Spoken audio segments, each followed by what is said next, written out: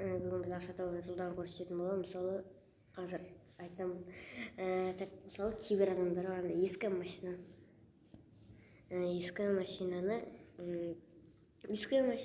кейбір адамдар ескі машина қолына түскен артындай басында ұстаған кезінде 50 мыңдай беріледі ғой. Сол кезінде ескі машиналардың бүкілін андай сатып ала береді. Ескі машина, хотя бы мындай машина болсын деп ескі машина бүкілін де сатып алады. Сосын кейбір барып обновление шыққаннан кейін басқа новый жап-жаңа машиналарды алғысы келіп, соларда менде мындай машина жоқ деп өкінеді. Сосын мысалы андай ескі машиналар басында сатып алған арзан ескі машиналар, соларды например фотоқсан или E63 немесе майбалық деп өтірік алдап сатуға болады. Сосын андай мақта 200 мыңға андай не ашылады, 200 мыңға ақша жинай алатындай. Міне ана жасыл 1600 деп тұрған соны 200 мыңға сатып аласыздар. Содан кейін пустынада тағы да біреу бар, ол жақта 100 мыңдай жиналып қалған. Сөйтіп бір-екі күнде соны қазір көрсетеміз.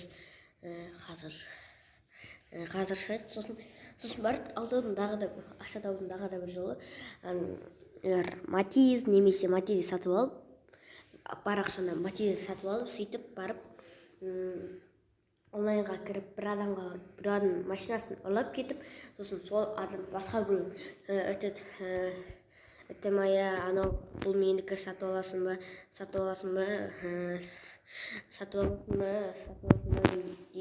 деуге болады. Сөйтіп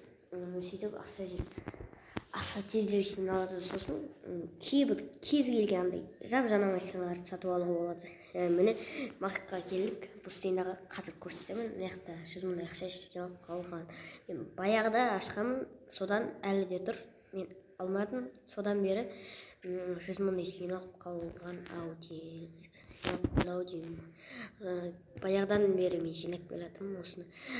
Кез келген ойнасам да, осы жерге кірсем де, осы ақшаға теспей андай жанымнан өтіп кетіп қаламын, тек қана қарап кетемін.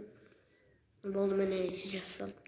Бірақ бізде 50 миллион, енді 176 миллион ақша аспайды. Сосын 50 миллион ақша аспайды.